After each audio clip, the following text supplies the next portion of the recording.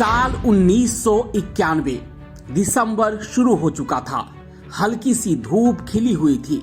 लाल कृष्ण आडवाणी का रथ थाम चुके मुख्यमंत्री लालू प्रसाद यादव बरामदे पर बैठे हुए थे। बेहद परेशान से थे। सामने पत्रकारों की फौज थी। झल्लाते हुए लालू यादव कह रहे थे कि और क्या, ये दोनों चूहे पकड़े जाएंगे। ये दोनों अपनी अपनी जातियों के रॉबिन हुड नहीं हैं, चूहे हैं चूहे। आखिर ये सरकार से कब तक लड़ सकेंगे। लालू यादव जिन्हें चूहे कह रहे थे, असल में वे दोनों बाहुबली विधायक थे। जनता दल के ही दाएं बाएं थे, लेकिन अपनी अपनी जातियों के दम पर गुर्राते हुए व्यवस्था को चुनौती दे रहे थे।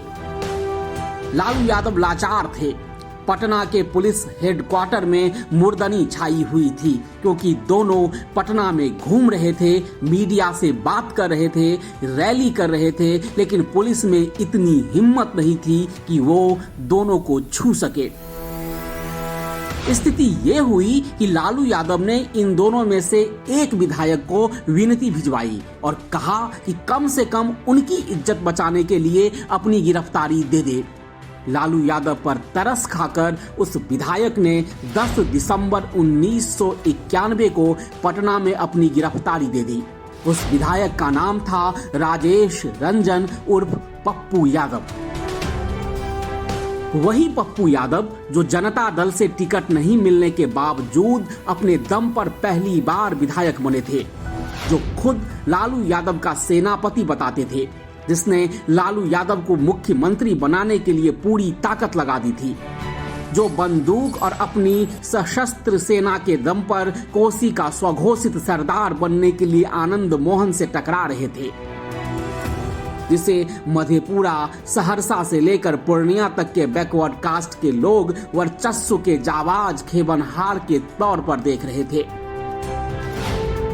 पप्पू यादव का जन्म हुआ था 24 दिसंबर 1967 को। पूर्णिया के रसूखदार परिवार में पैदा हुए पप्पू की पढ़ाई जिला स्कूल में हुई। फिर कॉलेज गए। कॉलेज में ही रंगदार बनने का भूत सवार हुआ। यादव गुट के हीरो बन गए। कॉलेज में रंगबाजी करते करते पप्पू यादव ओबीसी आरक्षण को लेकर उबलते बिहार में पूरी ताकत के साथ उन्माद की आंच लगाने वालों में शामिल हो गए। यादव दोस्तों के साथ सेना बनाई। छुरा चाकू रखने वाले पप्पू यादव ने मां का गहना बेचकर कट्टा खरीदा। पप्पू यादव के पिता कोसी इलाके में आनंद मार्ग के प्रचारक थे। पूर्णिया में सिटी कोर्ट के पास पप्पू के पिता चंद्र नारायण यादव रहते थे, लेकिन पप्पू यादव वर्धमान हाता स्थित अपने एक मकान में रहते थे। पप्पू यादव ने अपने इस मकान का नाम रखा था अर्जुन भवन। अर्जुन मतलब अर्जुन यादव, मतलब वही गुरु जिससे पप्पू यादव ने अपराध शास्त्र की दीक्षा ली थी। राजपूतों से टकराने के लिए अर्जुन यादव ने सेना बनाई थी।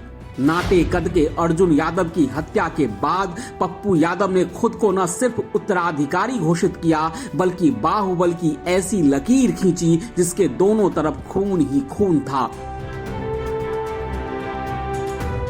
पप्पू यादव गैंग का खूनी टकराव आनंद मोहन गैंग के साथ होने लगा। कोसी की बलवाही कंगाल धरती पूरी तरह से अपने अपने जातीय योद्धा के पीछे गोलबंद हो चुकी थी। जातीय महानायकों की गिरोह बंदी के बीच मुठभेड़, लाशें, खून, लूट सब आम बात थी। परिवार का सियासी पृष्ठभूमि रहने और यादवों का उन्मादी योद्धा घोषित होने के बावजूद 1990 में पप्पू यादव को टिकट नहीं मिला। जनता दल से टिकट नहीं मिलने पर सिंहेश्वर से चुनाव लड़ा, जीत गए। इसके बाद तो पप्पू यादव और ज्यादा बेलगाम हो गए। लालू यादव को मुख्यमंत्री बनवाने में जो मदद की थी, उसकी कीमत किश्तों में वसूलने लगे। इसके बाद 1990 में आरक्षण आंदोलन में जिस तरह पप्पू यादव ने पिछड़ों का समर्थन किया था, उसने उन्हें कोसी इलाके में उनकी जाति का स्थापित नेता बना दिया। पूर्णिया में पप्पू यादव के आदेश के बगैर अफसरों के ट्रांसफर पोस्टिंग की अघोषित मनाही थी। सरकारी मुलाजिमों में पप्पू नाम की दहशत थी। द्वापर में कृष्ण कन्हैया, कलयुग में पप्पू भैया का नारा लगाने वालों ने पूर्णिया के एक वीडियो को पदभार ग्रहण नहीं करने दिया था। 1990 में ही पप्पू यादव ने बनमनखी थाने में राम प्रवेश पासवान नाम के सिपाही की मूंछ उखाड़ ली थी। एक डीएसपी रैंक के अधिकारी को चलती गाड़ी से फेंकने का आरोप भी लगा और इस बेलगाम दहशत के बीच हत्या, लूट और रंगदारी की तमाम कानूनी धाराएं पप्पू के प्रकोप की व्याख्या करने लगी।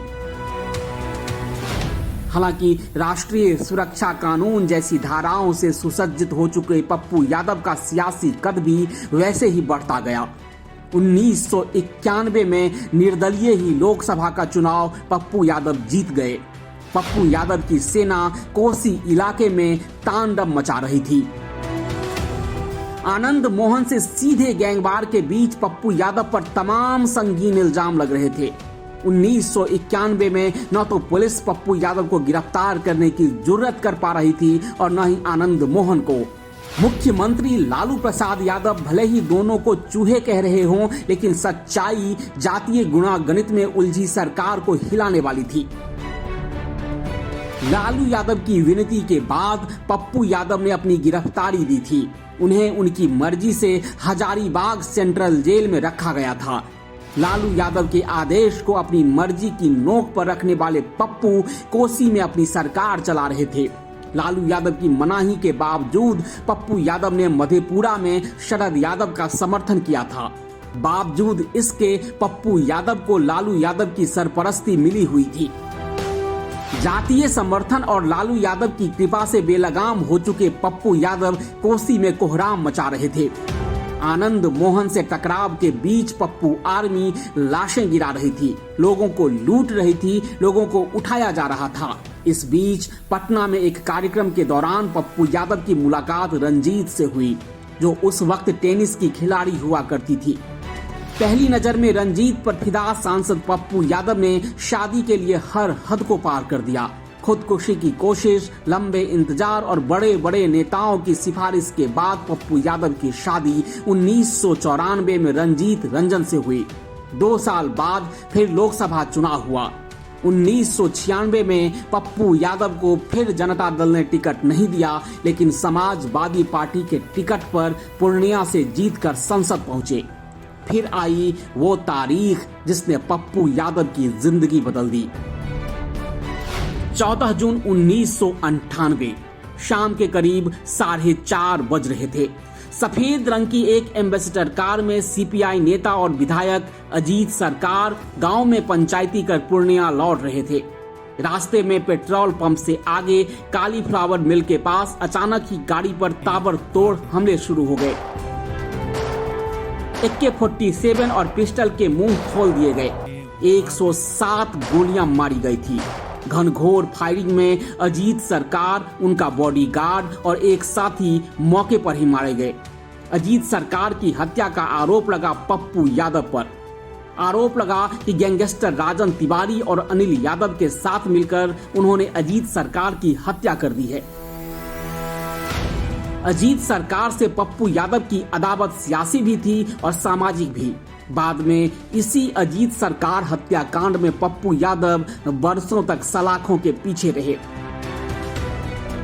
अजीत सरकार हत्याकांड के बाद भी न तो पप्पू का रुतबा कम हुआ, न पप्पू पर लगने वाले आरोप कम हुए। पप्पू यादव पर गाजियाबाद में तैनात यूपी पुलिस के एक जवान की हत्या में साजिश का भी आरोप लगा। 1998 में पप्पू यादव चुनाव हार गए, लेकिन 1999 में फिर जीत गए। 2004 में फिर से चुनाव जीतकर संसद पहुंचे। 2008 में सीबीआई की विशेष अदालत ने अजीत सरकार हत्याकांड में पप्पू यादव को उम्र कैद की सजा सुनाई। पप्पू यादव के चुनाव लड़ने पर रोक लग गया, लेकिन 2013 में पटना हाई कोर्ट ने सबूतों के अभाव में पप्पू यादव को अजीत सरकार हत्याकांड में बरी कर दिया। जेल से बाहर निकलने के बाद 2014 में फिर से पप्पू यादव चुनावी मैदान में उतरे। लालू यादव ने टिकट दिया और मोदी लहर में भी चुनाव जीतकर लोकसभा पहुंचे। सबसे बेहतर सांसद का खिताब मिला। हालांकि 2019 में वो फिर से चुनाव हार गए। 2019 में चुनावी हलफनामे के मुताबिक अब भी पप्पू यादव पर 31 क्रिमिनल केस दर्ज हैं। हत्या, अपहरण, रंगदारी समेत तमाम धाराओं से सुसज्जित पप्पू यादव के खिलाफ सिर्फ 9 मामलों में चार्जशीट दाखिल हुई है। बाकी का हिसाब होना है। लेकिन कभी कोसी में आतंक का पर्याय रहे पप्पू यादव की इमेज बदल चुकी है। पप्पू यादव ने कैसे बदली अपनी खूनी इमेज, ये बताएंगे आपको दूसरी कहानी में। लेकिन आप राजनीति, गुनाह, खेल से जुड़ी किसी भी शख्सियत के बारे में विस्तार से जानना सुनना चाहते हैं तो कमेंट बॉक्स में जरूर लिखें।